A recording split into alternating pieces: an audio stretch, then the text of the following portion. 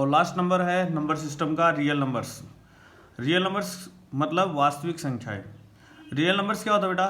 The union of rational and irrational numbers called real numbers. Rational और irrational numbers का जो union होता है, यूनियन का मतलब ये दोनों नंबर्स आएंगे रियल नंबर्स में। सभी रेशनल और सभी इरेशनल नंबर मिलकर क्या बनाते हैं? रियल नंबर्स बनाते हैं। क्लियर हो गया ये? अब रियल नंबर्स में रेशनल इरेशनल इसके एग्जाम्पल अगर हम देखें तो देखिए, जैसे कि एक घड़ा है, ये मान के चलिए घड़ा है।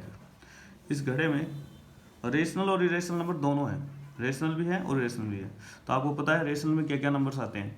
√4, √9, ये भी रेशनल है। कोई फ्रैक्शन में वैल्यू है वो भी रेशनल है। कोई पॉइंट में है जो टर्मिनेट कर जाता है वो भी रेशनल है। कोई बार में है 0.7 बार, वो भी रेशनल है। ठीक है।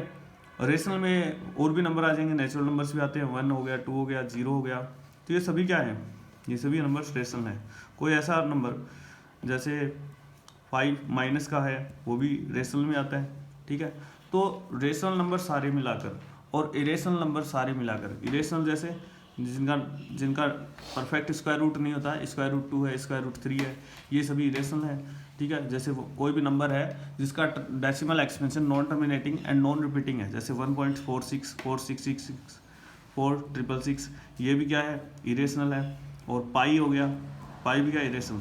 तो हम ये कह सकते हैं कि रेशनल और प्लस इरेशनल दोनों मिलकर क्या बनाएंगे? रियल नंबर्स बनाएंगे।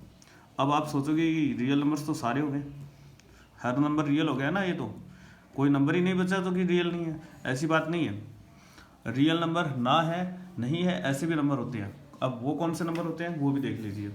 देखो, जैसे फॉर एग्जांपल हम x² बराबर 4 है, इसको हम स्क्वायर को उधर ले जाएं तो x² बराबर आ जाएगा प्लस माइनस रूट x बराबर आ जाएगा प्लस माइनस √4, और √4 की वैल्यू क्या होती है? 2। तो प्लस माइनस √2 ये क्या है? हमें पता है कि √2 क्या होता है? इरेशनल। इरेशनल किस में आता है? रियल में। तो x का प्लस √2 और x का माइनस √2 दोनों क्या हुए? रियल नंबर्स हुए। यस और नो? रेशनल है, रेशनल इरेशनल है, सॉरी, इरेशनल होने की वजह से दोनों क्या? रियल नंबर्स है। लेकिन अगर यही कंडीशन थोड़ा माइंड अलग हो जाए, मान लीजिए ये x² बराबर 4 की जगह -4 होता, तो अगर हम स्क्वायर को उधर भेजते तो क्या लग जाता? स्क्वायर रूट में नेगेटिव वैल्यू आ जाती। यस और नो? अगर कोई भी स्क्वायर रूट के अंदर नेगेटिव वैल्यू आ जाए, -ve वैल्यू, नेगेटिव वैल्यू आ जाए, तो वो नंबर कभी भी रियल नंबर नहीं होता। तो ऐसे नंबर्स को क्या कहते हैं? ऐसे नंबर्स को हम कहते हैं नॉट रियल।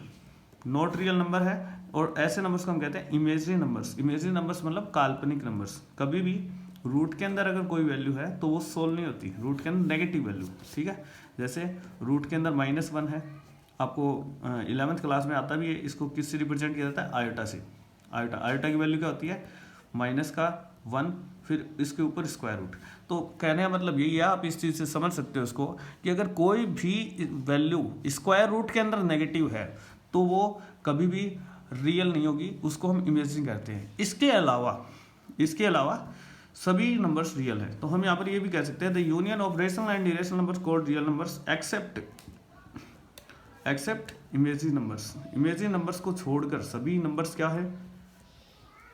रियल नंबर्स है। कोई भी नंबर बोले आपको, बोल दो सभी रियल है, बस इमेजिनरी नंबर्स को छोड़कर। और इमेजिनरी नंबर्स आप अच्छे से समझ होंगे, अगर कोई भी रूट के अंदर, स्क्वायर रूट के अंदर नेगेटिव वैल्यू है, जैसे -2 है, रूट के अंदर -1 है, ये क्या है? ये इमेजिनरी वैल्यूज है, ये रियल नहीं है। इमेजिनरी का मतलब नॉट रियल, ये वैल्यूज रियल नहीं है। क्लियर हो गया? रियल क्या है? आप इमेजिनरी नंबर्स को ऐसे भी समझ सकते हो, अगर कोई भी स्क्वायर रूट के अंदर वैल्यू है माइनस की, और अगर हम उसका स्क्वायर करें और उसका स्क्वायर सोल्व करने पर आपको पता है स्क्वायर रूट सोल्व होने पर -5 आ जाएगा।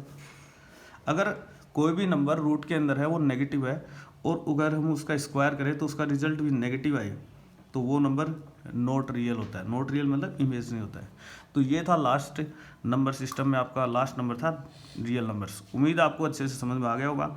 अगर कोई भी समस्या आती है तो कमेंट बॉक्स में बताइए, कोई भी कन्फ्यूजन डाउट है तो कमेंट बॉक्स में ज़रूर लिखें, और कोई सजेशन हो तो भी हमें बताइए। वीडियो को लाइक करें, सब्सक्राइब करें, और आगे से इसको ज़्यादा से ज़्यादा शेयर करें, ताकि नंबर सिस्टम का कॉन्सेप्ट है वो स्टूडेंट्स को बहुत ही अच्छे से क्लियर हो सके। बहुत ही काम की चीज़ है, आपको पहले ही बता चुका हूँ। ये ऐसी चीज़ है जो कि 12th क्लास तक आपके काम में आती है।